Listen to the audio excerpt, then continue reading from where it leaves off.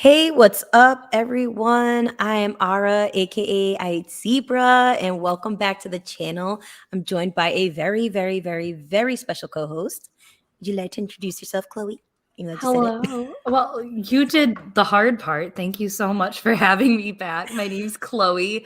You might know me from Girls Gone Canon. We cover pop culture, media, books, literature, mainly A Song of Ice and Fire, point of view chapter by point of view chapter, as well as His Dark Materials, if any of you are fans of that. So look us up. We don't have YouTube, but we are everywhere else, literally everywhere else. We'll drop a link later below.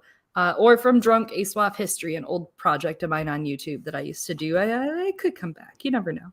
You never know. Yeah, and look at it. It's getting ready. Get ready. It could. Yes, get ready. And so tonight, last night's episode, I should say, was a bit of a slow burn. I feel like it was a lot of like setup being built. How do you feel about it? I feel like we should eulogize Cassie. I think tonight's the night we bury her. We dig some graves for Cassie. I don't know her. I don't know what Sam Levinson did to her. But Sam, I'm begging you, is it a ransom you want, Sam Levinson? Do you want several $100s? I could give you several $100 to bring Cassie back. Cassie alone. Leave her alone. I feel like you remember that was it Chris Crocker? Yeah, with Brittany. Yeah, I'm gonna make a leave Cassie alone video. To Sam, just leave her alone. She's been through enough already. Make it stop. Please make it stop. No, she is our sacrifice this season. Girl's going down apparently, and I can't wait to at least watch her go loca. That'll be fun. Yeah. But overall, it was a good episode. It was a slow burn. It was a little filler, not as much killer as the first episode. Happy New Year, Playboy. Not a lot can come up with that, but if last episode was like our gangster mafia mob movies, our Scorsese, our Coppola, this week is Wes Anderson. It's the Coen brothers, right? It's Edgar Allan Wright even. There's color, a really interesting kind of muted autumnal palette. The red is really beautiful. And the soundtrack is very kind of vibes, very autumnal vibes, even though it's like, I don't know, February or January at this point. But yeah, there was like a lot of January-ish. January. Right back from winter break. But yeah, that works because you had later on Holland. It's California. It's bright. Yeah. It's not real winter. Yeah.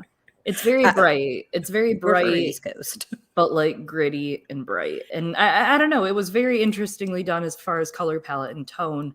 The hospital scenes were straight Wes Anderson. Really good stuff going on. Oh, the dream sequences. Oh, we're going to get into those sequences in a sec because there's a lot to unpack. But what we're going to do this episode is actually before we get into it, let's say hi to some people in the chat that are here with us.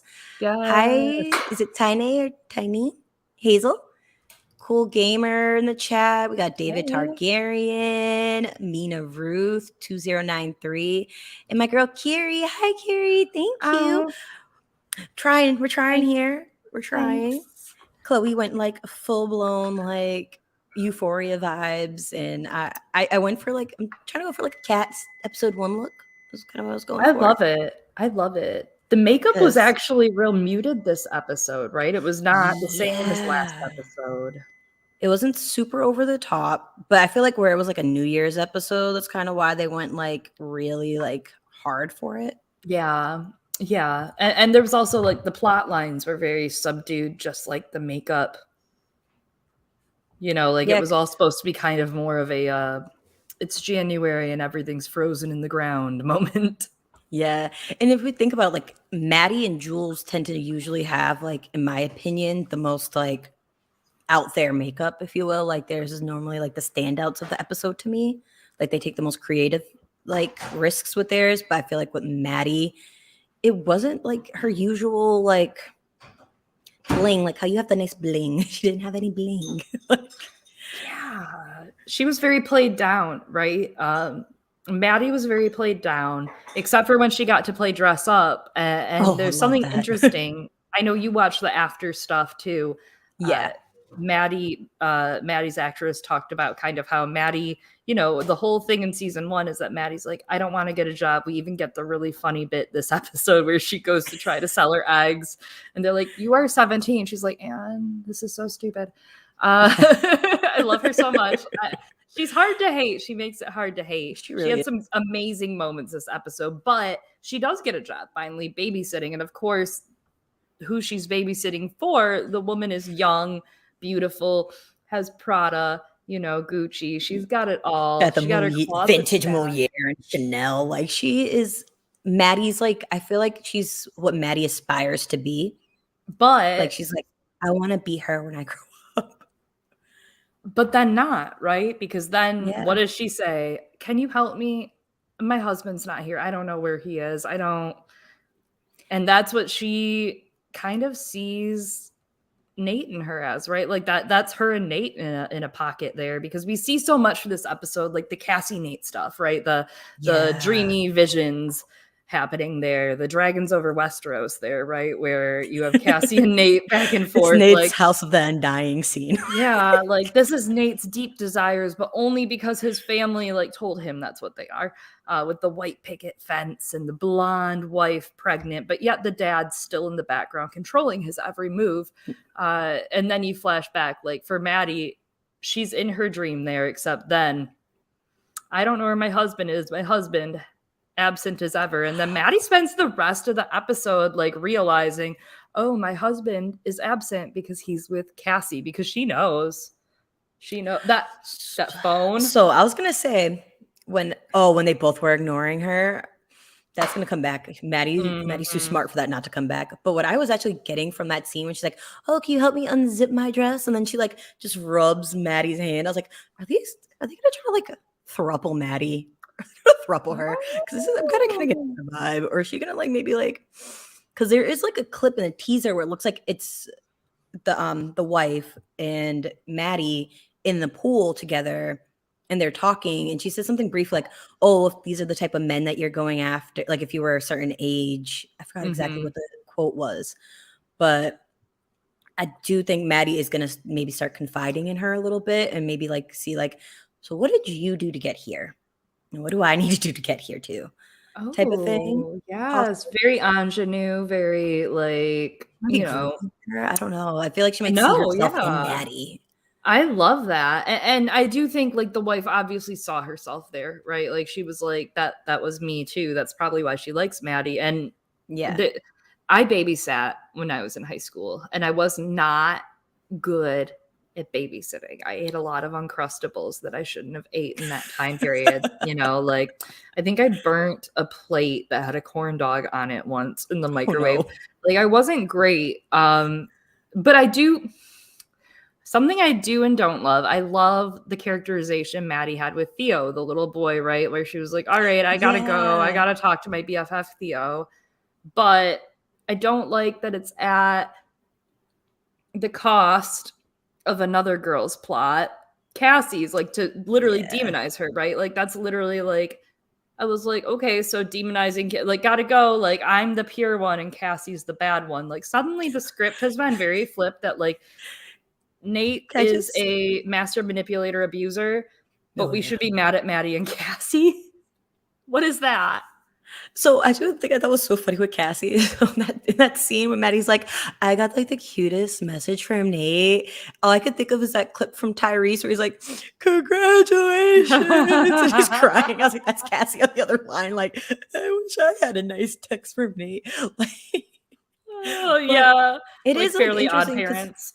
Yeah, but it does seem like it was used intentionally to villainize Cassie, where it's like Cassie's sitting here pressed about one of your boyfriend's attention. Well, your ex-boyfriend at this point, but they're constantly on and off. Her man, nonetheless, she's like, yo, I kind of want to like, I want your boyfriend. And Maddie's like, gonna find out eventually. But Maddie's just so blinded by her own like selfishness. Like she's very narcissistic. I mean, she would have made Cassie if she just actually checked out the girl in the bathtub. Yeah. Just like I feel like how you mentioned her noting that they both missed her call. I'm like, that's. It was great. It was that meme with the math overlaid on the chick figuring things out. That just like the Hangover. Yeah. That was great. That was especially the reflection of the phone with FaceTime onto Cassie's leg, because that's how FaceTime works. I had it once. I don't have it now. I'm Android now. Used to be iPhone, recovering Apple user. But I did used to like, I get it. And it shows you and doesn't mean the other person can see you, because that can freak you out where you're like, oh God, I'm naked. Don't look at me, FaceTime. I'm assuming that's happened to all of us. Life experiences. But like, her guilt was across her face. And I mean, and we'll come back to that moment too, actually, that exact moment later, because I have some other things when we get to some other plots that I think they're really intrinsically like linked with. But like that moment, it's the fear, like, she's gonna know, she's gonna find out. He then tells it to her. She's gonna spend her life trying to kill me, but she's going to kill you. Yeah. And she does have the piece to kill him.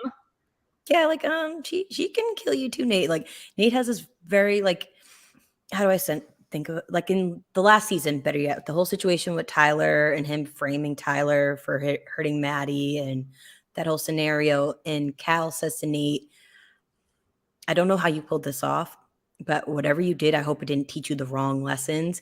And it did. I felt like, especially when you're a teenager, you think you're so invincible already. You have this like Superman complex. Usually as a teenager, you don't really like understand like consequences that much. And I feel like with Nate, where everything's just been going the way he wants to, he just assumes everything's going to work out for him. And it's like, dude, I'm hoping that ass whipping from Fez like kind of woke that up a little bit more. Knocked a couple things right.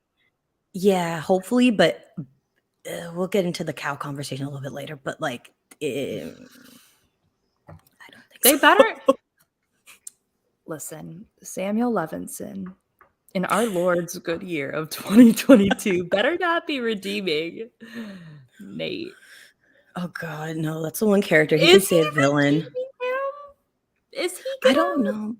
I hope not. Girl, I hope not. I'm praying. I kind of want to get into his hospital sequence real quick since we briefly touched on it. Yeah. Just the look in his face, it gave me like this such like Jack Nicholson in The Shining, like deranged look. Like, oh my gosh, is super, super scary. Like when he first comes out of the visions and he's just like that really that like smile that he does. Like Jacob knocked it out of the park with that one, but it's just so haunting. But in those desires, you could also see glimpses of Jules.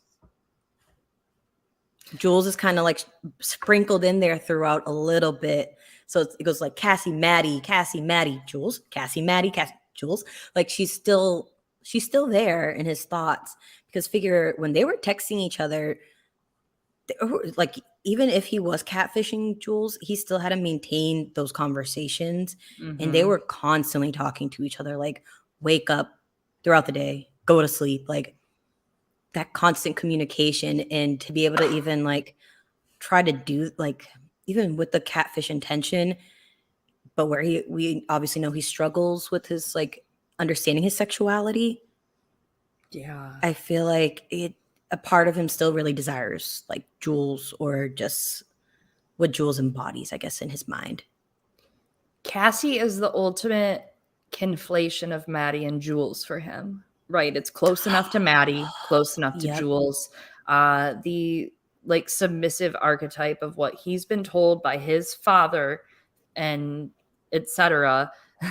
He's been told by his father, like, this is what you should have. You should have a submissive wife who lets you knock her up, lets you give her the white picket fence. That vision showed literally a house with a white picket fence. But the twist in that was that his dad was there performing sexual daddy dom yoga in the backyard.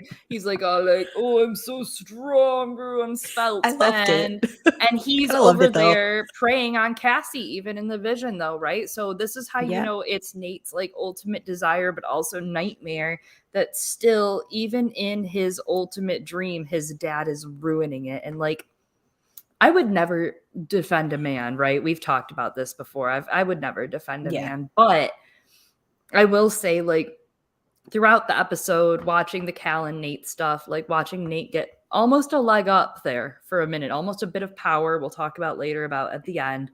Like, his father's abuse, whether it's just emotional and of course physical, as we've already seen, obviously affected him and changed like his route in life, his little journey, his little path, and the way he interacts. So like he wants the vulnerability of what Jules and Tyler had in a woman, him, because that's what he's supposed to want. Like Maddie was, you saw how Maddie and his interaction was, and how Cal and him and the interactions about McKay and Cassie. Like, I'm just trying to help McKay keep a good girl. Yeah. Sure you are, buddy. But in those visions too, he also mentions wanting his dad to die, because I feel like for him, he places a lot of what he thinks is his, like, I think he just blames his dad for a lot of his problems. Like, I wouldn't be so messed up, quote unquote, if my dad wasn't the way he was. It seems like just for him, like saying like, oh, I just wish you would just drop dead or something weird like that. It's like, Nate, no, you don't. You think, but you don't. But David Targaryen, this is a great comment. I'm not the first to say it, but I think a large part of what bothers him about his desire for Jules is how his dad has been involved with her. Bridges' video explained it well. Just so you guys know, love Kev from Bridge 4. We've like streamed with him before and stuff like that. So definitely check out his channel if you guys haven't. He has a lot of great videos. I know he's covering Euphoria. He was doing Wheel of Time recently and stuff like that. So definitely check him out. But I agree, and this kind of reminds me of the interaction with McKay last week, where he starts getting dominance, where he's like, well, where did you finish? Because I'm like, was it here? Was it there? Was it in her mouth? Like, ugh. But it's like this, like, it's kind of the same thing with Cassie and Jules, where it's like he knows someone else has had them before, and it's somebody else that he has that relationship with. So they're not pure. Kind of like in the season 1 when Maddie's like, she lies to him about being a virgin because she's like, I know it's important for him to think that. And I think that's kind of where he has this fake idea of what a woman should be. And it's like, that's not how we work, Nate. And he's trying to, like, how do I put it? He's trying to struggle with finding out who he really is on the inside versus what he's told that he should be, which it seems like a lot of the characters are kind of going through. It's like Kat's having a very, very similar situation. She's not as shitty as Nate, but she's having that same type of internal struggle of like, everybody's telling me I should feel this way, but why do I feel the opposite, and trying to balance that out. Yeah, it's territory, it's possession, it's ownership, it's animalistic instinct, right? Like it's proving you're number one, proving like Darwinism, father, papa, I'm number one and I beat you finally in your death. And I actually love that you've connected it to Kat, because I do think that like there's something interesting about Kat and Cassie's scenes being so intrinsically linked, like during this whole entire episode. Like Kat's plot is showing so much about her personally already that we know like where her psyche is a little bit. We know kind of like that happy half mix of like sadism, masochism, of like being kind of a little bit of an exhibitionist in that you want attention, but also no, I don't want it like that. Everybody has that scale. And like as a teenager, there's something about codependency that's like, it's so easy to mistake love and control for each other, right? Like I remember when I was 15, I was in love with this guy from youth group. Yeah, youth group, Catholic youth group. Thank you. Yeah, I'm recovering. I am. I've gotten better. And he was the one that I was like, I'm so in love with him. But it got like weird on AOL Instant Messenger. It got very weird to show my age that like he girl, like, I was girl same. You know, yeah. And Yahoo Messenger, like, you know, Yahoo chat rooms, you know. It was weird because the guy was like, I would like lie saying I was doing homework so he wouldn't message me for a little, because like he was that like, what are you doing? Who are you hanging out with? What are you talking about? And I'm like, I'm 12 or I'm like 15. I'm 15. You know, like it was like a weird thing. So like when you're young, when you're in high school, especially, like it's so easy to link like someone caring about you and control with caring about you, which we see for Cassie. That's a very easy vice to like follow for her, that she hopes for love to fill in those cracks. And I say this from many abandonment issues in my family, but there's also the self-esteem for Kat in comparison. Like Cassie has the self-esteem. She's been exploited. Her body has been exploited by others via video. People have seen her have sex. People have seen Kat have sex, as much as Kat denied it and then made money off of it on her own time. I can't agree with any of it, girls. You're both grounded. Go to your rooms. Exactly. You guys are both underage, first of all. Underage. Red flag, red flag. Those issues of abuse, right, with Nate, and for Kat, you see her binge eating again and finding something to just like escape into. And then like also the fantastical escapism of her Game of Thrones scene and her fuck you to influencers. I felt so seen. I was like, I felt like it was for us. I was like, with is the this me? Drogo. And I got it. Totally understood. And Jason Momoa was back on the market. So I totally perfect timing. Ish. I'm sure that market freedom came from a very, anyways, from a pure split. Yeah, I don't know. There's something about independence, right? Like you want to be your own person as a teenager and become your own person and like strengthen the skills and hobbies you have and strengthen the friendships you have and strengthen like the stuff you're doing. But then like with mental illness, just like hitting you like a freight train, and dysmorphia and mental illness and like body issues and layers of abuse and self-esteem.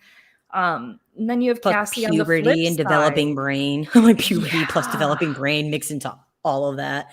And then like with Cassie, like I just want to unpack Cassie for a second, just like real quick. You guys, please do not think I'm throwing Cassie bail right now. I just want to unpack what she's been through just as a quick little refresh. Like you mentioned, we know about her nudes being exposed on multiple occasions, tapes of her having sex with people on multiple occasions. Carrie, good point. Intense drugs, because they will recreationally dab into some intense stuff. Thank you for that one. Dealing with 2 parents that are addicts. So her mom's an alcoholic. Then her dad, obviously with his like heroin addiction, and then the abandonment from the dad, being sexualized at a super young age by not even just like, it seemed like her family even were doing like those weird uncles. Then obviously just bad relationship after bad relationship. The whole plot line with McKay, seeing McKay be assaulted by a bunch of guys. And then not long after finding out that she's pregnant, and then terminating the pregnancy after that, and figure it seems like the only person who knows about that is her mom and McKay. They seem to be the only 2 people that are in the loop. Maybe Lexi. And the only reason why I'm saying maybe Lexi is because when she's out on the side, like outside on the phone, like kind of like bugging out, and her mom's like, oh, what's going on with your sister? And Lexi's like, oh, I think she's having like a mental breakdown about being single. But I feel like Lexi's perceptive enough to know, like, oh, my sister's probably having a mental breakdown because she just terminated a fucking pregnancy.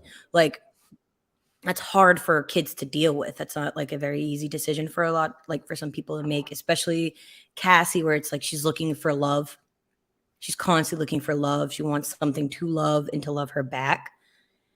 And I think like, so you got all that mixed into it. And clearly she's going through a very, very deep depression with all of this at the same time. So like, obviously we could see she's having a deep depression because our girl's not even taking showers right now. Like, and the depression can do that to you guys. Like, I'm not gonna sit here and like tell her how she should and should not have handled her depression, because it's different for everybody. But I will say, I hope she finds a shower really soon.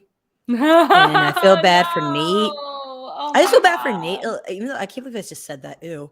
I feel bad for Nate, but I'm just like imagining Nate like just like smell a little musty. I would never feel bad for Nate. That's on you for being weak, okay, boo boo.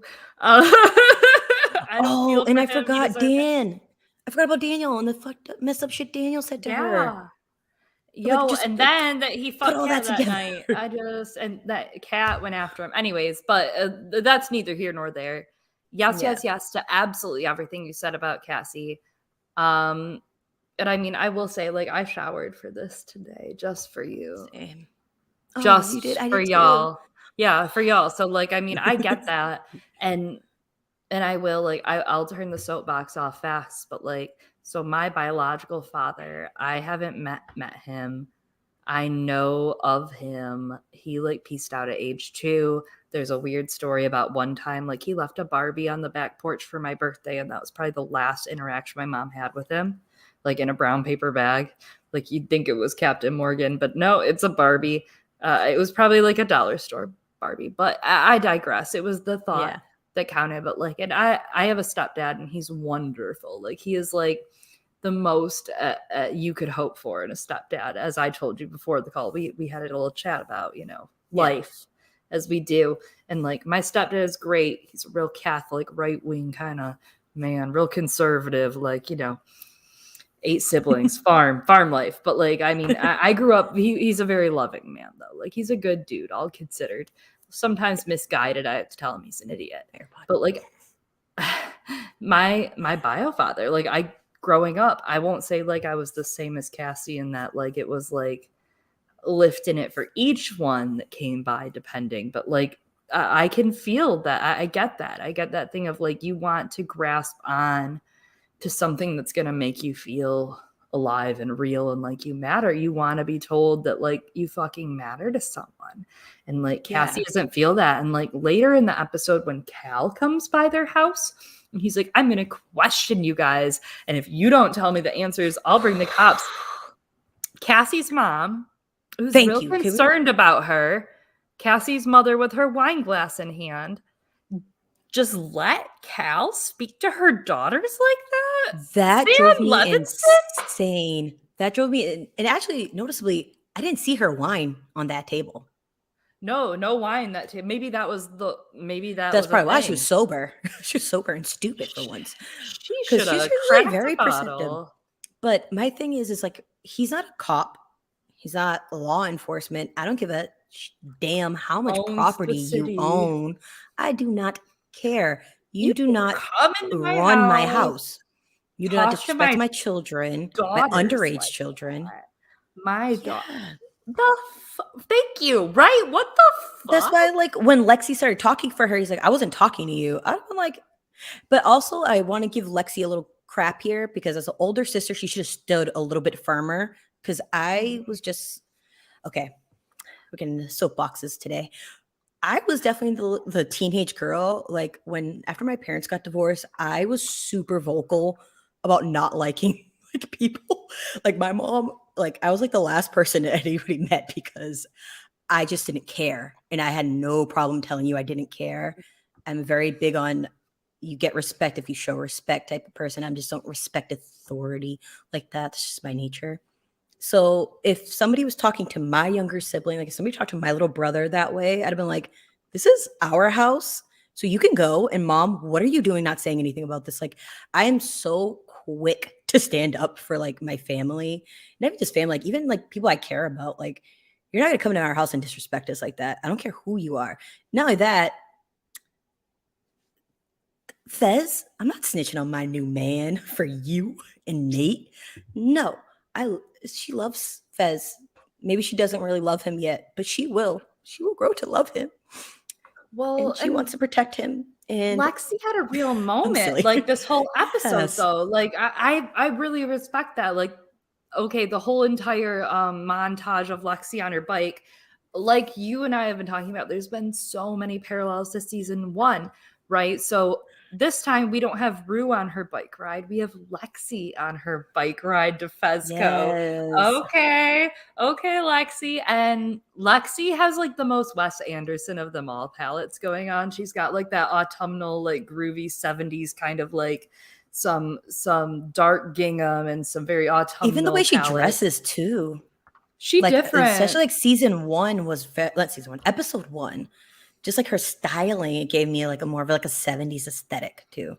Yes, lots of 70s, a little bit of like very Victorian in there. She's got that Shakespeare, she's got that book. Yeah. You know what I I'm love her. saying?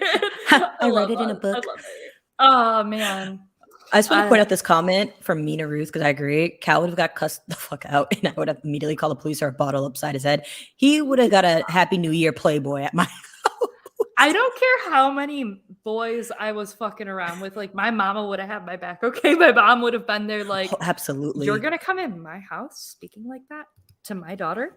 No. Two of my Yeah. daughters, there's no second, thank God. But like, if there Like- was a second daughter, my mother would never have let a man walk in her house and say that. No, Ever. and like I will say this, and I don't mean to offend any of my vertically challenged folk out there. My mom's short, and one thing I noticed about a lot of short people, especially short women, they are like intense. They're so fearless. Like they're the boldest people I've ever met in my life. Like they will beat you up just because they're small and they're mighty. And my mom's one of those people where she's like, Same. she doesn't care if a big old cow comes in her house. My mom will speak up. And I wish their mom did that. I wish Miss Howard did that. And that's she let us like down. She's usually very perceptive, and she like let us down. And I was really sad about that. Eliana, my co-host of my podcast, is here tonight in the chat. It looks like I just was about to say hi. She has met my mother, and she knows my mom's short, and she crazy. She's real good. Eliana can attest. And no, I can't relate to being that height. I don't know what happened, but like I came out this size, right? My mom doesn't get it. She's 5'1", and like I came out 5'11", living and breathing. Hello. Love it. Good for me. But yeah, I don't know. Cassie's mom did not have it going on. And Maybe I she do was have too tall. to maybe. I do have to go back to Mina. Mina Ruth did say Cassie is the oldest. That's right. It's Cassie and Nate are seniors, and the rest are juniors, and the rest are scattered. I think. I thought Lexi was the oldest because she gives me very Mm-mm. older sister vibes compared to Cassie. Because Cassie just be leaving people stranded in the winds, and I feel like Lexi is a little bit more attentive. This season is feeling like it's trying to make Lexi be older, but I'm pretty sure it is Cassie's the older, which is weird. There's a couple other like light, weird gaslight gatekeep retcons going on, right? Like Fezco was supposed to like be made older in season 1 when he didn't matter as much, where like now season 2 he gets to be a character recurring forever, and like he's like, no, he's just a year older than them. Yeah, I feel like he's like maybe like McKay's age group.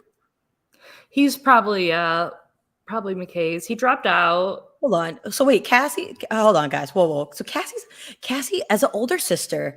Cassie does not give older sister energy at all to me. No, she's baby Spice. At all. She is baby. Major little sister. All right, all right, Sam.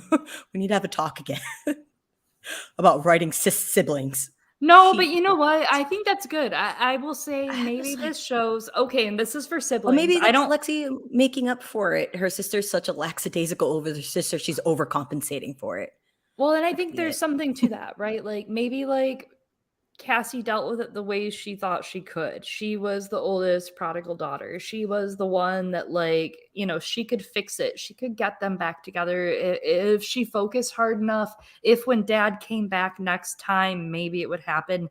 And because it all goes awry, and because of that, like because he left, that's why she's the fucked up way she is, right? Like that's why her relationships to men and to people are the way they are. And I think having Lexi kind of like literally jump into the page and become a character this season has been the answer to that, right? The answer to like, yes. And here's the little sister that like was, and this episode did that. This episode was like, Lexi had never been able to do a thing about her life. But now Sam Levinson wrote that Lexi was allowed to do a thing about her life. And here she got a little is. Confidence. Honestly, that conversation with like Fez really did give her a lot of confidence because it's like the first time she kind of got male attention. Yeah. And not to say that's like a thing to validate yourself as a woman. It's not what I'm trying to say. Just let me not in that family, it ain't. What the fuck? Oh God, yeah. But in the last, like in the finale, she even asked Cassie, like, how do you like go about who to hook up with and stuff like that? Like you could tell she wants to start exploring relationships a little bit more, because it seems like, obviously with the super hot older sister, now that I know that's her older sister, the super hot older sister, she's just like always going to be in her shadow. Yeah. So I think for her, she's just like, all right, everybody's always looking at my sister, and then here's somebody that's actually paying attention to me. He's telling me how smart I am and I have a little bit more confidence in myself. And, as a teenager, sometimes that one good pep talk really can do wonders. Like, and this is going to sound wild to say, but when I was in college, I started with a totally different major, went to a party with like back in like my hometown. We were drinking and stuff. And then I was talking to an old friend from high school. I told her what I was majoring in. She's like, yeah, no, that doesn't make sense. You should do this instead. And then I was like, hey, she got a point. And here I am now. I was a communications major. Look at that. Oh, but you are. You're so communicative. You're such a queen. You're doing so good. Yeah, and I wanted to do forensic psychology. So look at it. I think you're doing kick-ass. Thank you. But yeah, that one little party pep talk. I think Fez did that for Lexi. The party. So obviously, like, she's going to come into her own a little more. Kira in the chat said, like, she's ready to come into her own. She is. This is a coming of age story for Lexi. This show is now about Lexi. We stan Lexi. This is about Lexi now. I'm sorry for the way I am, but there are a couple fun facets here. The first facet is that Lexi like has this big speech about, she's like, she was ready to do something. And so she goes to Fez's shop and she does nothing. She does absolutely nothing. Give us nothing, queen. I love you, Lexi. Do you think it's because of Faye?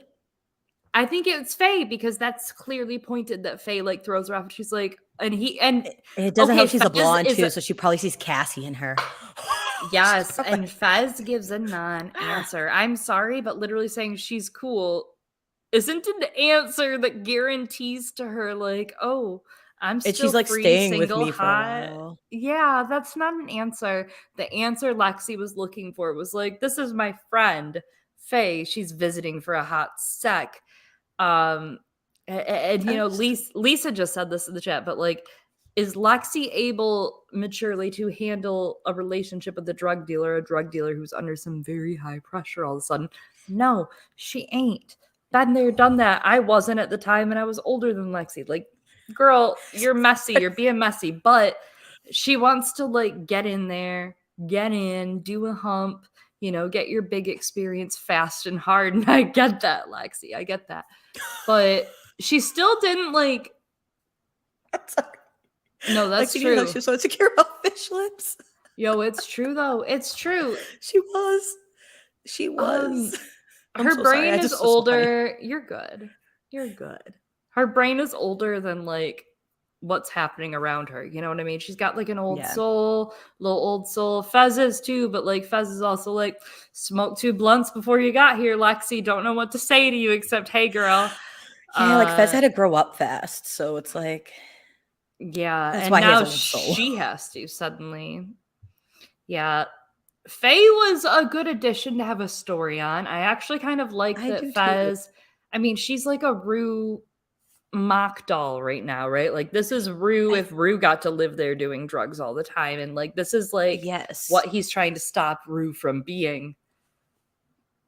It makes me wonder, like how we kind of touched on last week, if Fez's mom maybe was an addict, and that's kind of what he's trying to avoid. Like, maybe he's like seeing his mom in people. Yeah. And that's why he's kind of protective. But even like with Faye, like the look she gives, and if I'm not mistaken, this is like one of her first like major like non-adult acting roles. Mm-hmm. But when he's like, oh, do you want some of my sandwich? And she's just like, girl, you got a boyfriend, pack up. But even like after she like passes out from, I think she's kind of innocent-ish, like I think there's a lot of Mary Magdalene energy going here. This is the one I was going to get to. Exactly. When she shoots up and then falls over, and then he helps her up and gets her plate. Like, Fez is just so kind.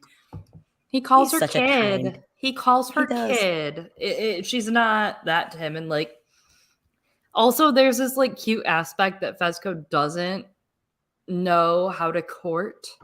spectacularly. Like, he doesn't know the proper way to flirt.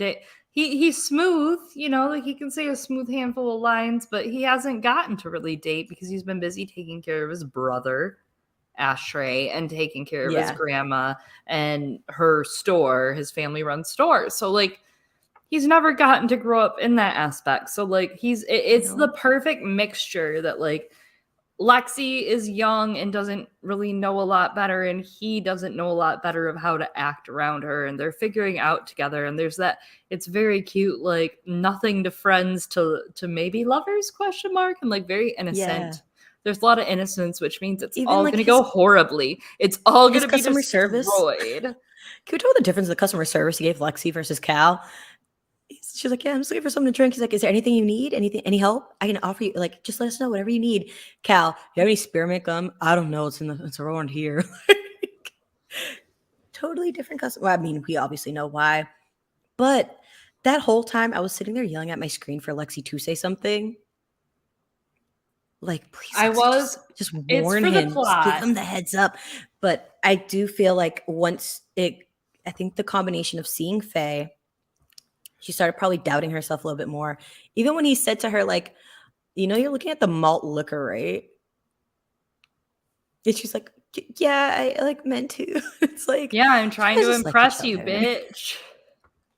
Yeah, I'm gonna have a 40. Give me a 4 Loco. Let's go crazy, Loco. Yo, oh, Lisa, thank you. Good point. Oh wait, I'm sorry. Wrong one. Smooth. His flirting is literally saying that's a nice name to Lexi. He's definitely an experience in the women department. Hey, 1 is better than 0. Okay, 1 is always higher than 0, and I would just like to put that out there, mathematically speaking. Also, Lexi's smart. Fez looks like she'd be into a woman that's a little smart, and I feel like Ashtray would appreciate him being around somebody that has a good head on their shoulders. Because as we could see, like when he tells Faye, like the rules, like do not talk to Ashtray. Like don't talk to him. Because Ashtray does not like people like Faye Ashtray's at all. pissed. He barely likes Rue. Ashtray barely likes Rue. Barely. And that's, yeah. Ashtray doesn't like people, but I feel like he'd like Lexi because Lexi's smart. She didn't try to push back to the room, right? Rue immediately is like, going to the room, gonna buy from Ashtray. Hey, Ashtray, he's got me. Fez has got me. But here's Lexi being a good girl. She's not even trying for drugs yet. She's not ready for that, first of all. Yeah, no. She's not ready for maybe a little weed or something like that. But she like even like slowly kind of drank a little bit like last season, like slowly started drinking a little. Someone let Lexi finish the blunt. Lexi should finish a blunt. That's just what I think. Let her just take the tip of the blunt. She'll be good. She needs it. She does. She needs to fucking vibe. And I think that will give her the best outcome for her play. She come right. But yeah. What about Cal? So Cal shows up and we've talked about our failure in Lexi, and that's okay, Lexi girl. You gave it your best shot. We'll try next episode. But she'll get there. She'll get there. It's like you had several seconds. You could have just been like, I'm worried Cal. And also, and then for Cal to call her out. She waited 2 days to tell him. I'm like, you could have texted. The minute my sister snitched, the minute Lexi snitched, I would have said something like, hey bro. Now you hey bro. Hey boo. Just so you know, you should probably look out for this guy. Seems Cal. But even when he comes into the shop and he's like, oh, did she tell you who I was? And I feel like that's going to be like another thing for like that might add some tension between him and Lexi getting together too. Yeah. Is like, so you didn't want to warn me about this a little bit? But yeah, so Cal's apparently a concerned father, apparently. Okay. Sincerely a concerned father. I like how he pulled out that 20 though, because Ashtray definitely was ready.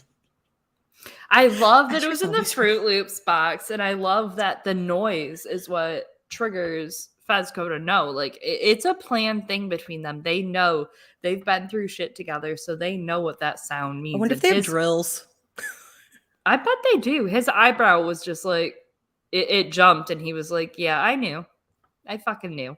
Yeah. And I think there's so much of Cal in this episode, so I understand next episode oh my God, Cal is too love concerned Eliana. about the young ones. Eliana's right. Eliana says Cal is too concerned about the youngins, if you ask me. A very concerned Yes. citizen. And next episode is going to be Cal-centric. Lisa Rodriguez just said seeing Cal eating booty at the beginning of the episode was not something I ever wanted to see. There's something like AI about him. Like he literally is like the Terminator in shots. That shot where he's like staring straight ahead and Fezco's staring at him and then he's staring at Fezco and he's just like staring and it's just like straight up Terminator. It's very mechanic. But he gives off like those vibes, those very creepy vibes. So very cold. Good for him. He's killing it. Next episode is his. It's about his relationship with his father and his family, and I think that's going to really affect and a best friend and a best a best friend, and we kind of see him peeking at like the male thigh a little bit. So it's like, and obviously Cal grew up in a different time period, so it's like how Rhaegar Targaryen is bisexual. Oh, clearly. It's like how Rhaegar had many companions. Like that's how Cal had. Cal had many companions. He had friends. Yes. It's going good. I think that the gentleman that will meet, well, his friend that will meet, I think it's going to be his first crush. Yes. And Eliana pointed out a great line from the episode where he says, I don't know if it's this episode or last. It was this episode, actually. You can dislike your parents, but if you dislike your kids, that's your fault, motherfucker. It is his fault. It's totally. It absolutely. And fault. I feel like he sees so much of like his faults in Nate, which let's kind of get into that checkmate scene real quick, where obviously Nate's not trying to tell Cal like what's exactly going on with why he got his ass beat. Cal finds out anyways, because just like Nate, they're very determined. Nosy. They're very determined. They're nosy. Yeah, and they're also bullies. So they're kind of similar in that vein, father and son. So when he finally approaches him, just the way Nate opened it, and he's like, close the door. He's like, just want to make sure mom's not here. Remember that time you fucked my classmate, Jules? Cal's face is like so good. Cal's face was like, what? He just looked so dumbfounded for a minute. But even in this scene, Nate is manipulating Cal because he's lying when he's like, oh, well, she told her best friend, which he already knew because he saw what happened at the fair. And he's like, oh, and she told her drug dealer. And it's like, no, she didn't. I think Nate thinks she did because Fez did say, hey, if you like keep messing with like Rue and Jules, you know, I'll kill you. But the only reason that is because like Rue didn't say exactly why Nate was like on their shit list. She just said, hey, he's messing with Jules. And I don't like it. But it was not even because of like the thing with the dad. It was because of the catfishing situation. That's why she wanted him to say something to Nate. So that's why I'm like, you're lying to your dad because that guy doesn't know. But then he mentions the missing tape. And we know Maddie has that tape. Nate knows Maddie has that tape.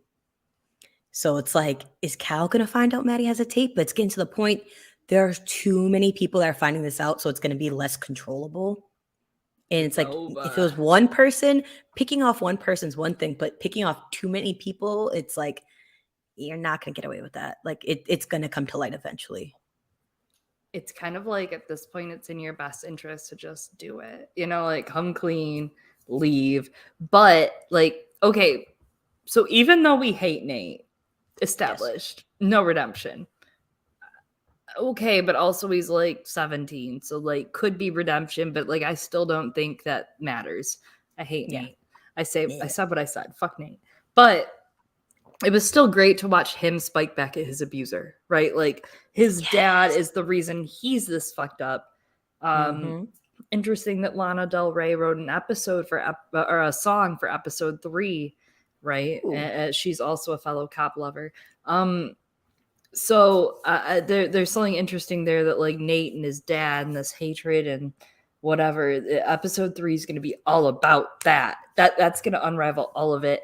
And so yes, Lisa, that we're gonna get all that next week. It's looking like. So Lisa put, Nate said his grandfather messed his dad up, so I'm interested to see if there are flashbacks to that possible abuse, like physical. I think so, especially if he finds out that his son is possibly bisexual or just had some form of sexual attraction to men, because it seems like there's a very toxic family in general. But Cal's probably like a teen in like maybe like the 80s or something like that, I'd imagine. And let's just be honest, it wasn't very like LGBTQI friendly at that time period. So yeah, his dad is probably like super, super like, if he finds out his son, he's probably going to hurt him or something like that. As messed up as to say, it's just kind of how the reality was back then. And depending on the time period, if this is during the AIDS epidemic and crisis, that can add a whole other layer of nuance to that whole situation. So there's a lot to possibly unpack. There's a lot that they could bring up with that. And who knows if Samuel will do that. Who knows? But we'll see. I do think there's just like, I mean, the way it ends, knowing that it's going to go straight into the Cal episode is great. How it's going to flow into one another, right? Yes. And knowing that Maddie does have the tape, and knowing that like maybe Nate ended things with Cassie only because of that, though I do think he's just like conflating all of it together.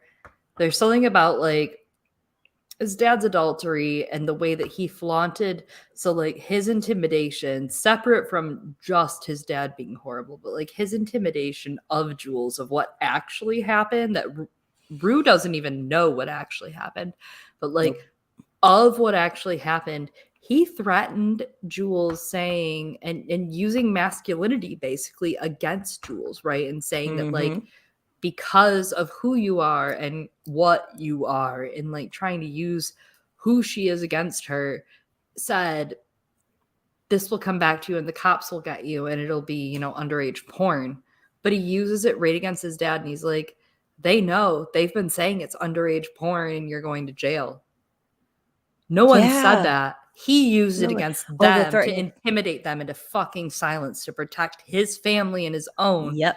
And then now lied to his dad, flipping it to his dad. So I don't know. I feel like a lot of the beginning for Nate of this episode, that we started with Nate's visions, with the Wes Anderson hospital run, with the Cassie's nails versus Maddie's, right? Cassie's hands splattered with blood, Maddie's hands clean. And then we end it with Cal Cassie and like kind of trips a little bit, and then like Maddie's running all smoothly and stuff like that. It's like, there's a lot. And you know, as we're kind of like vibing out the end of the episode here, I guess the one thing we haven't talked about tonight is actually the other love triangle. Yes, the Rules-Elliott. Where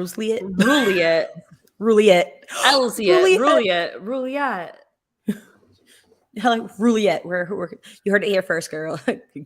Guys and gals and days and everybody. All the words. Yes. So Rue, Jules, you know, I feel like Jules got me this episode the most. I'm feeling for Jules. I'm feeling for her so much. Tweakers, oh my God. This is a triangle for the ages. And I want to just first talk about Jules's like whole everything this episode. First day back to school in the new year. And Jules is armored. Jules is wearing armor in this episode. Her and Rue's relationship is so kind of on the rocks, and there's uncertainty about it. And she's wearing this metal, very delicate, it's like a very delicate harness. And it's like chain link, and it goes down the very center of her chest, down to her pelvis, and like hits at the hips and connects to the back. And it's fragile and delicate, but it's over more even her hair clothing. too. Even her hair, she normally never wears it that way. Like it's usually down. It's kind of put up. Yeah, she's kind of like, she's leaning into the more masculine and comfortable clothing. She has armor over her outfit, right? She's wearing jeans, she's wearing a tee, very 70s-esque, kind of like very non-fitted tee, normal tee. Yeah. It fits in with like the Wes Anderson palette going on. And her eye makeup, there's something really interesting with her eye makeup that I almost couldn't place the whole episode until second watch, because the first watch had a little bit of alcohol, but the second watch was a sober watch. And so she's wearing like an orange eye. And all this stuff is important. The makeup's important. The makeup artists actually post on Instagram with their true thoughts and meaning behind it. You should all check it out. But the stylist too, like if yeah, you follow the people that do the production on this show, definitely highly recommend. You get so much info from them. that's the secret, right? Normal modern shows have to put more thought into it if they really want to stand out. And Euphoria does pass that test. So Jules's eye is like a lighter orange lid, and then there's these white slashes in her lash line. So like right in here, there's these white slashes, but they're not bright white like glue whiteout light. They're not that white. They're like more of a neutral, muted, matte kind of white. I don't know how to describe it. It's like muted. It's not quite as white. Yeah. And I couldn't place it until the end of the episode when you had Nate with his stitches around his eyebrow. So Jules each other still has her scars being covered up at her eyes in these slashes, these white slashes. She has her own scars being contained, and like she's trying to heal, trying to grow. And then you have Rue and Elliott, and Rue lying so blatantly to her, which like there's that line. It didn't need to be that awkward. What'd she say to Faye last episode? She's like, yeah, she left me. That's not all the details. And if you watch the Jules special episode, Rue, you would know. Yes. And that's where I have a lot of sympathy for Jules, is because it's not fair for Jules to be in that situation. She shouldn't feel that, like, in her words, I feel Rue's sobriety is dependent on how available I am to her. This is a child. She shouldn't feel that way. She shouldn't have to feel that way at all. Yeah. And with that whole situation where, and this is kind of where I'm kind of like, I'm going to backhand my thing about Jules' defense in a second, when obviously she notices there's something up with Elliott and Rue. But let's not forget beforehand, even though technically they weren't a couple at this point, when she talks about Anna in front of Rue, and she can tell because she knew how Rue felt about her, and she knew that upset her, like really, really upset Rue. So that's why when Rue's like, oh, I didn't think she like cared about that kind of stuff like that. And I see why Rue would have that impression. However, back then you guys were kind of just strictly friends, versus now where it seems like you guys are a relationship, like together. Well, and that's the thing, is like Rue's not cheating on Jules with Elliott. Rue wouldn't cheat on Jules with anyone. Rue would cheat on Jules with drugs. That's who Rue will cheat on Jules with. And so it's like drugs. Yeah, and Elliott is, it's true though, Elliott, he is drugs. He's working on washers in his spare time, and he's doing drugs. And he even says to her in this episode, like, oh, I don't know, we don't bring out the best in each other. Oh, I'm worried about him. I don't know. I'm worried he's going to go. Good point, Tink. Yeah. Anna, and then the Tyler and Nate thing too. And yeah. Well, and that's the stuff that made Rue freak, right? Like that's the stuff that's why Rue isn't able to trust fully. And that's why Rue is probably now freaking out and snorting a bowl of powder as we speak. That fucks you up, you know. You're like, oh no, I'm not enough. What? You're like, that's I get it. I get it. I do. It's a lot though. Like that's like especially with this dude you just met out of nowhere, and you're not gonna tell Jules anything. And it's been a few days you guys of just sitting next to each other. Like he got up for her bender. It's a bender, a drug bender, not even just a drinking bender. It's a drug bender, girl. You got to tell your girlfriend if you want to be with her. I totally agree, Eliana. I'm surprised Elliott would hang out with Rue after she almost overdosed in front of him. Agreed, because I would not be wanting to do drugs with you, because like, sis, what? And she's like, no, just get the Adderall in my pocket. Oh, there you are, heart. And I've been like, Yeah, this is the last time I hang out with this girl. I've They're teens, so I guess. I have But snizzorded a snizadderall before in my life for like a reason of coming up, not from like a hard drug, but like from like I took like I took my muscle problem drug too early in the day, and I was like, what if I took an Adderall to combat it? And then I hurled for 3 hours. So like I don't know how Rue didn't just hurl. Because I would have just like you're a baby and your body's not formed fully, Babby, and like you should probably be hurling these drugs out of your system. She should puke a lot more than she does. she should. She A definitely should be throwing him more. lot. It's just like, how are you able to keep all that down? Maybe she's not eating. I don't know what's going on there. But with Elliot, even with I guess it's his older cousin that is in the living room with him. I wasn't sure if it was like an older sister or potentially like a very super hot young mom. But nonetheless, it does seem like whoever this is, it's like an older. It seems like a Cousin. it seems like a close bond between the two. But she even alludes to like, oh, I never see you bring people around here. Like I count how many times on my hand.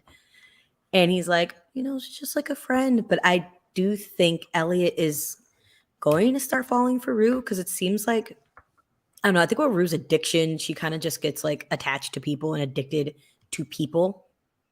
Yeah. So I think she might be conflating love with addiction.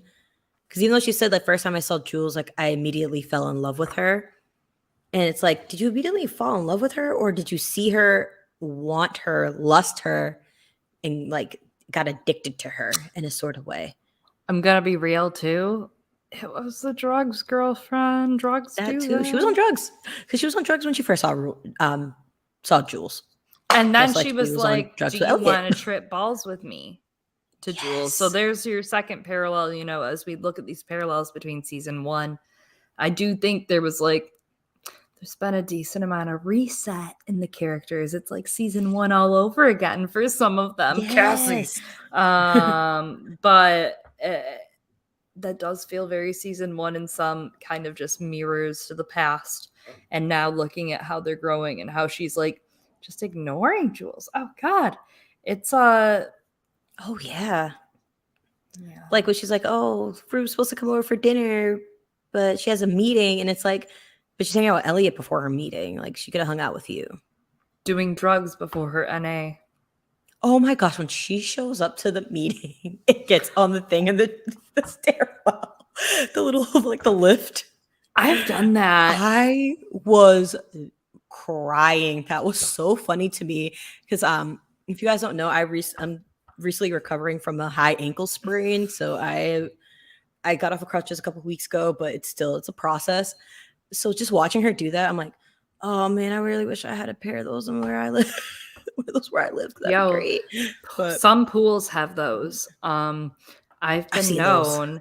Yeah, Atlanta has pools with those. In Atlanta, they have those. I think it's like a legal ADA thing, but they have them. And I didn't. I think I knew what they were for. I think I was also blitzed out of my mind drunk. And I think I sang Wrecking Ball while sitting in one and moving myself with the controller around the pool, like in the seat over the pool. So I get that too. Totally understand that. Totally. Yeah, so she's like in her meeting, just like heroin nodding practically. She has like that like high nod.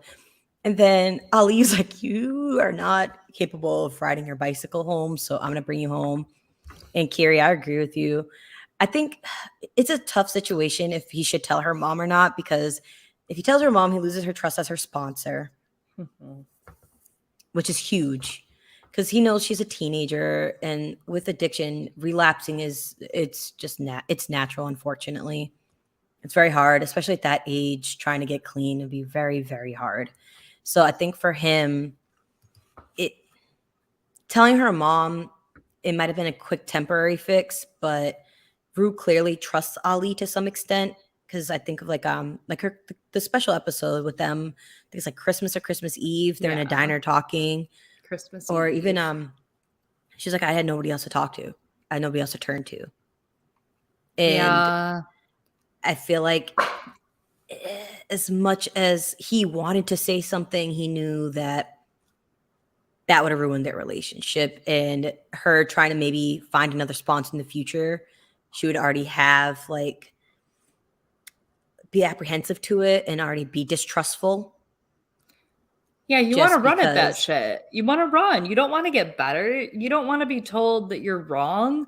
Like it's Yes. a hard road to kind of softly cradle someone into like you're better than this, and like it's really hard for Rue because like I mean there's this back and forth between them when she first gets there, and he's like, "Oh, you're still doing that bullshit, eh? like her Smile, suicide like, mission. yeah, on your suicide mission." And he knows, like you said, like he knows if he pushes her too hard, she's gone forever, and she'll be gone faster than that. You know, she'll be gone. And it's cute between him and her mom having a little banter, and Rue was like, "Stop, Ma. He's not cute. Don't Oh, fucking he's say all that shit." handsome. He I is was like, handsome. yes. I was like, Rue's gonna walk out her living room one day and see Ali there making pancakes in the morning. God, you know, I mean, but that's the thing I is, hope it's like not. for Rue, she's like, it can't be just like some sort of little happy family gig. Like that's not how this ends. And out of pocket, like out of the episode, out of the show, that's not how this ends. That's not how addiction ends for most people. It doesn't end in a beautiful happy ending where we all hold hands at the fucking beach. It's there's gonna be some hard shit maybe later this season. I don't know what yet, but Rue's gonna go through some even like worse like troubles. Like she's gonna be going through it.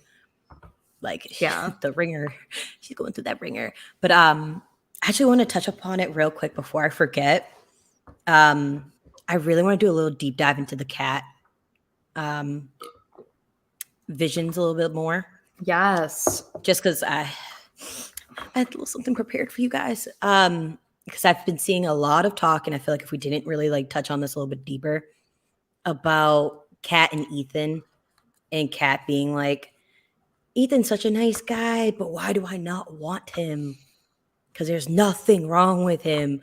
But why do I feel this way? And me, like this whole Kat episode was me in high school. I like when I was like 15, my freshman year, I had this boyfriend, super sweet guy, very, very nice. Like anything I asked for, he did type of thing. And for me, I actually didn't like that. Because it not to be that guy, and I hope this person isn't watching this. Because I mean, I think the person hates me anyway, so he's probably not watching this. But like, it smells like bitch in here, so it's like you're nice, but you're kind of like you're premature ejaculating, bro. Like, it's and I'm talking about Ethan. I'm talking about Ethan. I'm not talking about me. I'm talking about Ethan in a situation where it's like Ethan prematurely ejaculated a couple times. So Kat's like, bro, you got to be nice, but you also have to Khal Drogo do me. Which it seems like what she wants. It's like she wants somebody that treats her well, but she also wants somebody that's a little bit more like Khal Drogo. We'll just say that. She wants a little bit more Khal Drogo, but with a nice treatment.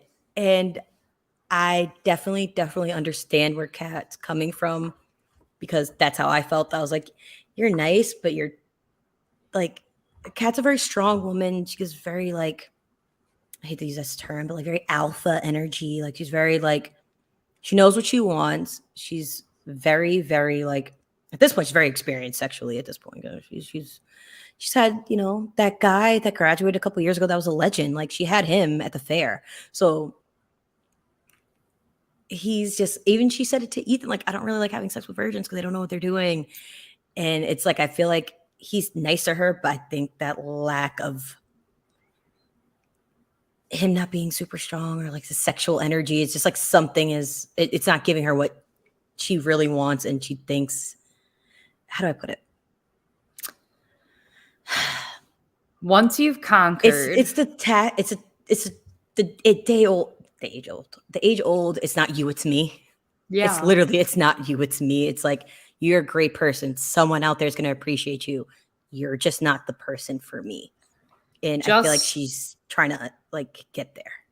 Just because you are able to conquer every man that comes into your existence because you're wearing a leather collar, or you're looking sexy, or you're saying things a certain way, or you have a certain You know, the way you come off publicly does not mean that once you're alone in a bedroom, you are able to just continue that persona all the time.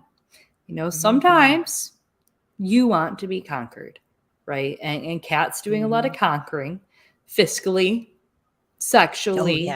And we see her in season 1 become so confident with it with her main client. And Ethan is sweet and kind and loving and handsome. He's a good looking boy. I'm talking to the Colin Cromwells in the world, the Justin Spencers in the world. I'm going to name them. They're never going to listen to this episode. So I'm going to name them. You know, like, I'm talking to those boys and their virginities. But like, I get it. Like, but that's your first love, right? And so there's something like with Ethan and Kat, and then in the mirror of like him at the bowling alley looking so isolated and alone and lonely. Right? I feel so bad because I definitely did the same thing. Yeah. I mean, the boyfriend that I had that was like that in high school, it wasn't a long term. It was like 2 or 3 months. It wasn't that long. It's high school. It's high school. It doesn't really matter. Yeah, that doesn't matter. But I definitely had a situation like that where it's like where at the bowling alley, like, yeah, he was just there. So my friend and I, we went roller skating. So very similar. And we invited other people too. So it was supposed to be just like he and I, and then I invited my best friend, and then she invited other people. So we were all hanging out, and he was just like skating by himself. And it was just like, you're kind of just here because I really don't like want to be here with you. I just didn't get to the point where I realized that yet. And I feel like that's where Kat's at.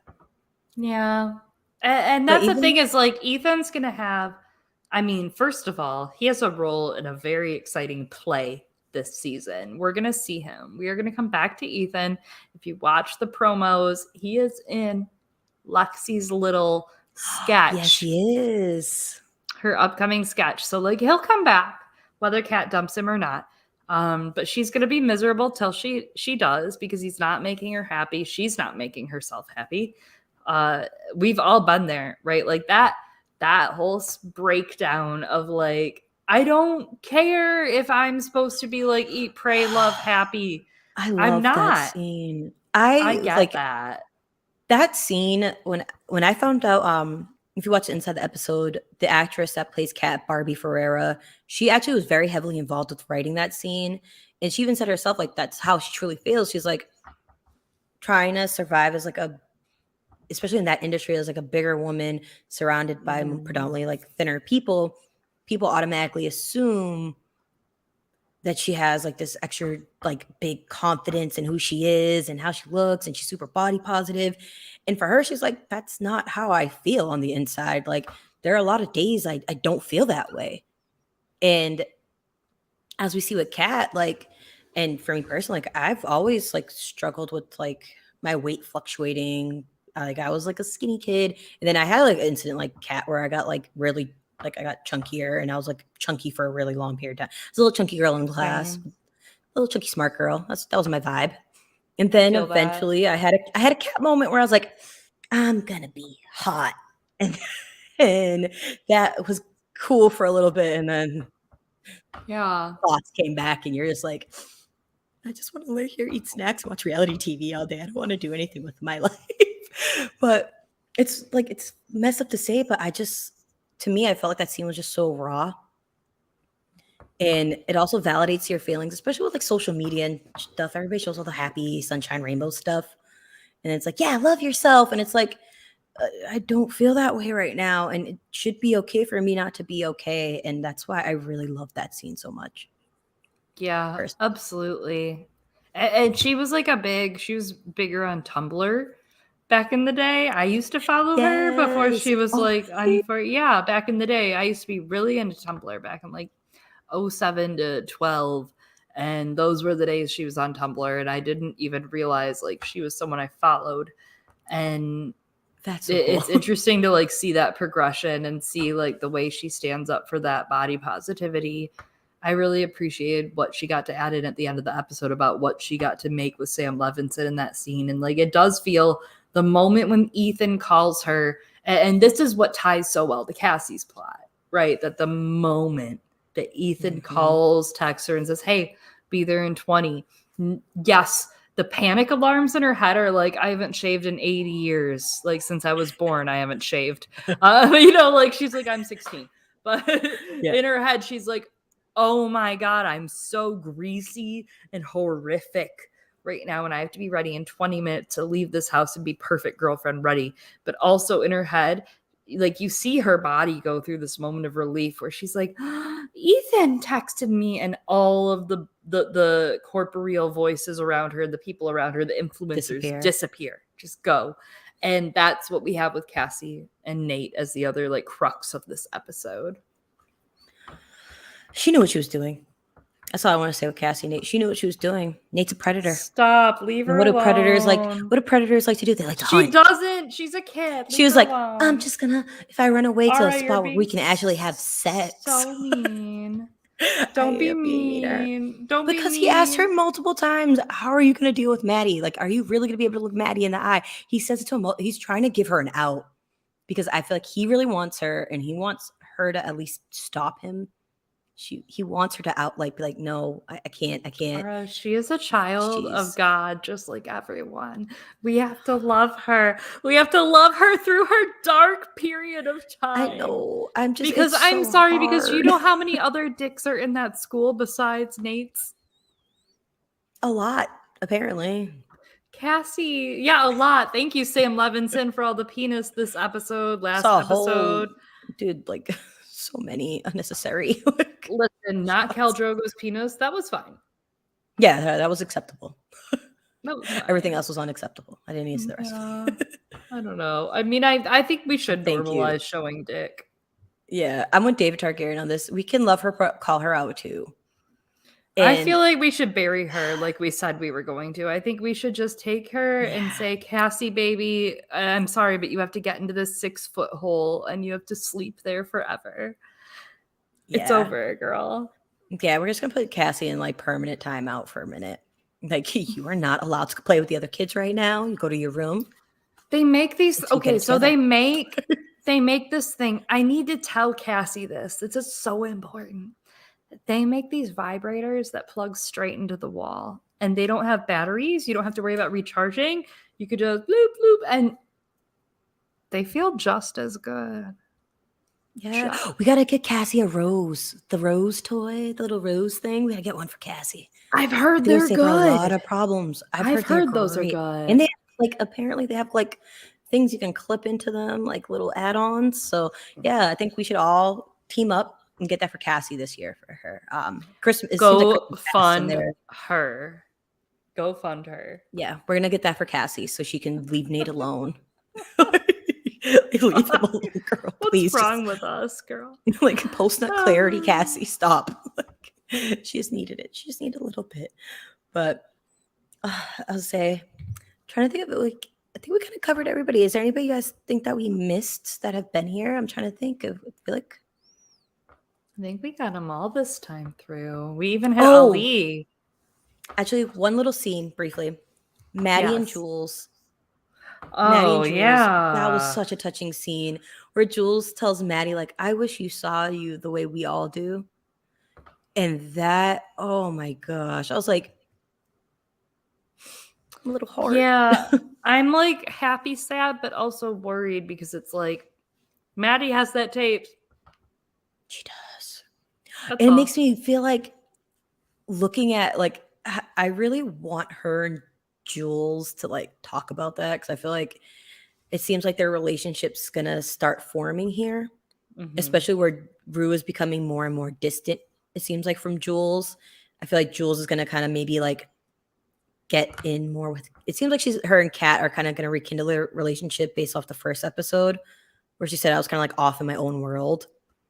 Yeah. So I feel like, and obviously with the Cassie-Nate situation, Cassie's gonna get found out eventually, and they're probably going to excommunicate her from the group for a bit. I don't know how long, maybe for a little bit. So I feel like it, rather than it being like Maddie, Cassie, and why did I forget her name? Maddie, Cassie, Kat all the time. They're gonna swap Cassie for Jules. I could see and they're gonna be like a new little trio, like a little bad bitch trio. and they're all getting over their exes together. Maddie's getting over Nate. Jules is gonna be getting over Rue, and Kat's gonna not have a reason to really get over Ethan besides just kind of like getting out of her own way or getting out of her own head in this situation. But yeah, Getting out of her own body. Yeah, they're gonna be like the new like Powerpuff Girls. I love that. I would like to see it. Yeah. And so the one thing I have to leave this episode with is, where's Lil Meech? Yeah, where was he? Where's Travis? Where's Maddie's new boyfriend? Yeah, I hope Maddie gets some sense into her, after this conversation with Jules. That maybe, hey, I feel like after the conversation with Jules, maybe the conversation with her, it looks like her new mentor. I don't know, the little babysitter lady that she works for, where she's like talking to her about relationships. I think that might push her into Travis.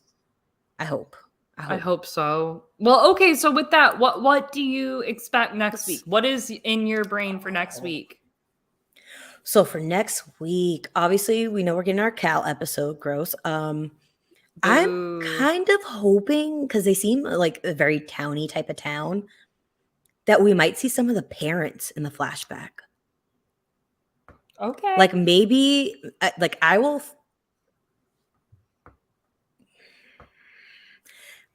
Maybe apologize to Lexi and Cassie's mom. Maybe.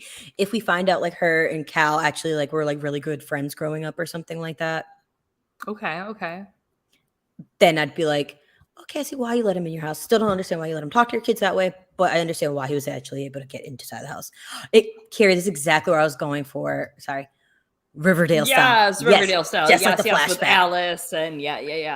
Where we get like a lot of the parents, like the younger version of the parents. So maybe we can get like a little more perspective on some of them. Like I doubt we'd see like Jules' dad, but maybe like Rue's mom or even Rue's dad, possibly. Like Rue's dad would be a good character to get some like background on. That'd be great. It's very much so Alice, and like in that same vein. So you agree?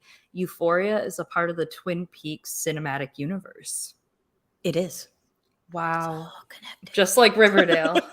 It's all connected. All of it. All of it. You guys didn't even know. But okay. I'm trying to think of other big predictions I have.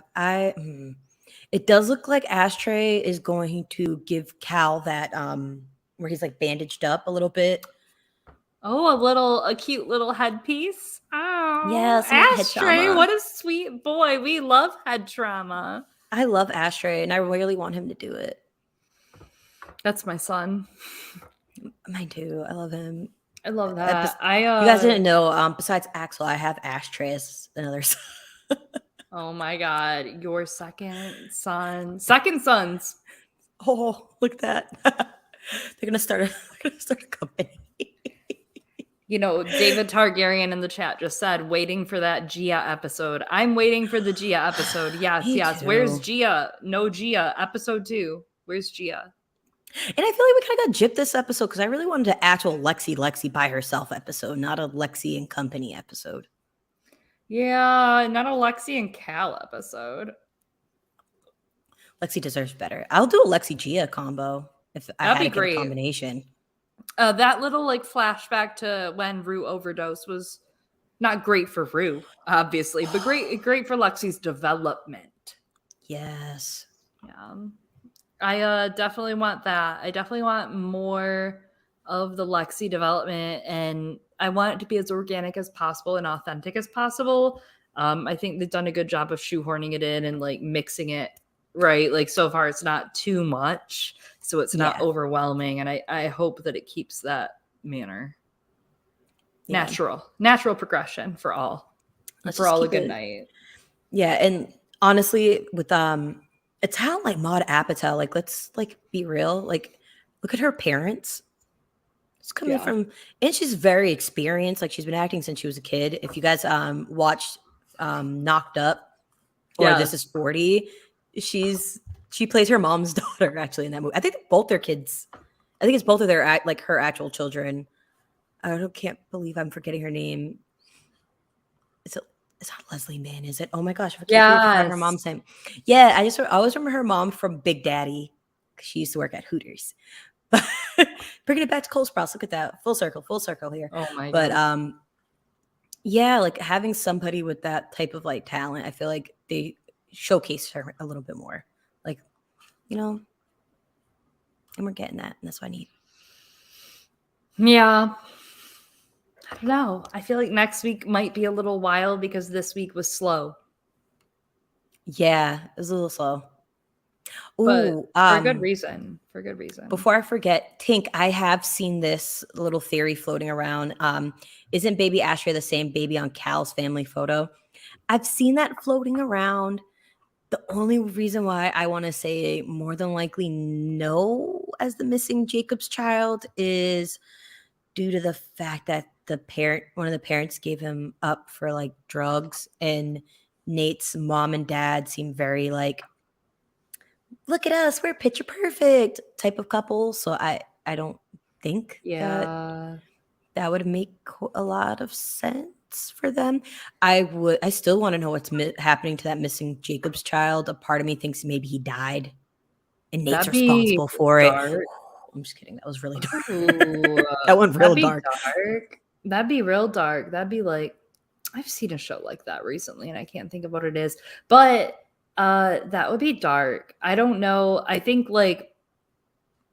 don't think we should give Sam Levinson that much power and that much praise. I think that's a little much. I think Sam Levinson's doing a fine job.